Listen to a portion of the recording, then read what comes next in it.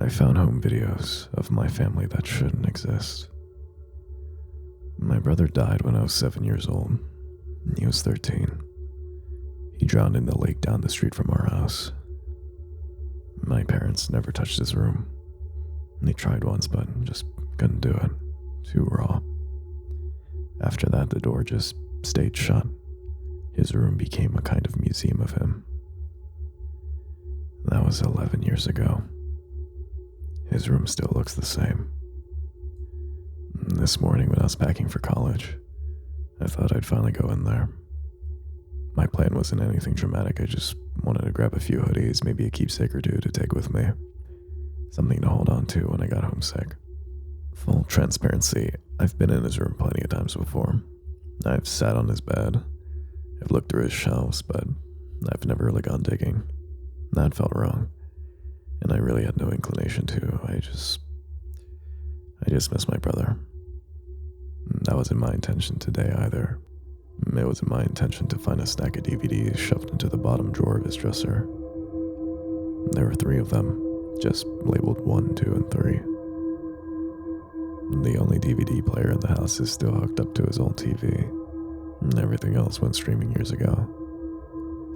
For a minute, I told myself not to do it. They weren't mine. They probably didn't matter. I picked up some of the items I'd collected, put the DVDs back in his drawer, and returned to my room. Tonight, they started calling to me. I know how that sounds. I know you're thinking it's just my curiosity eating at me. But it wasn't like that. It felt physical. A pull in my chest.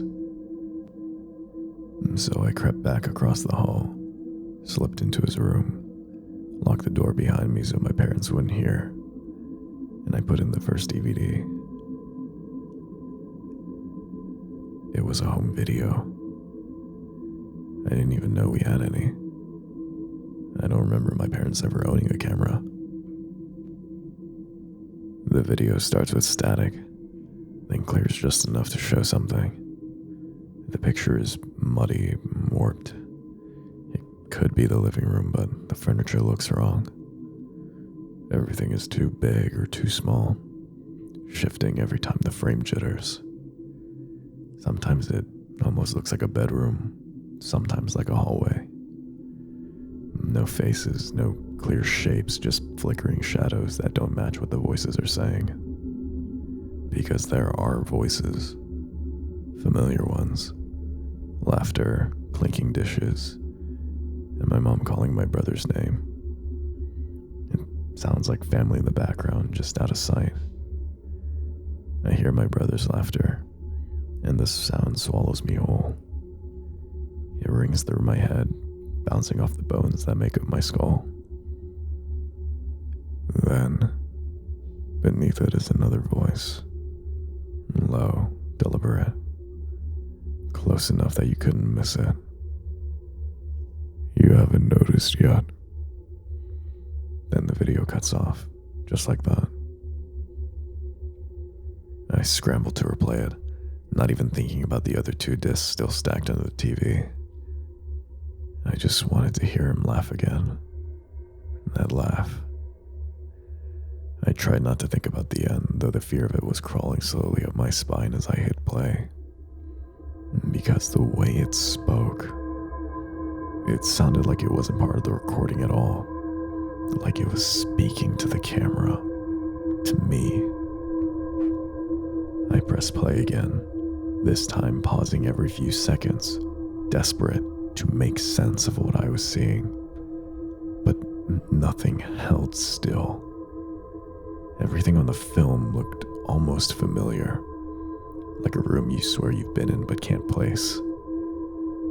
The walls are a little too narrow and the colors are washed out enough to make it something you've never seen before.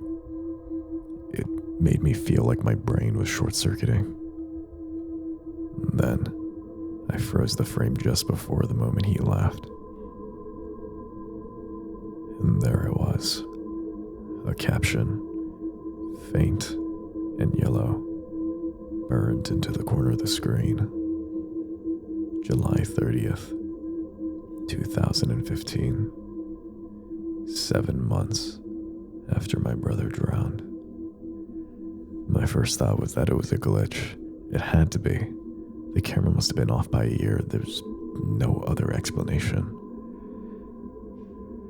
I forced myself to breathe and to shove back the rising panic. Then I pressed play again.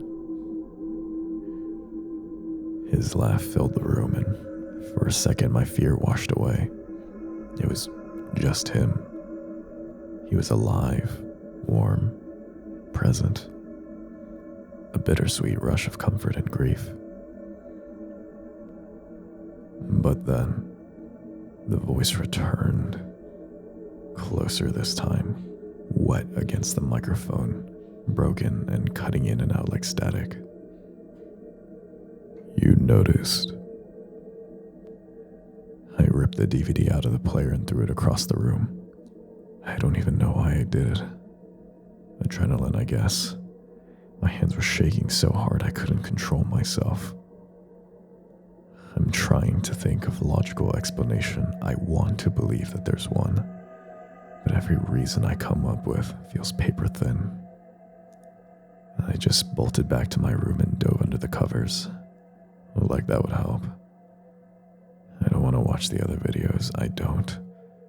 But I can feel them pulling at me, like they're not finished, like I owe them something. I can't sleep. It's dark. It's late. The rain just started. The bathroom faucet always drips, but tonight it sounds so much louder. You could almost confuse it for footsteps.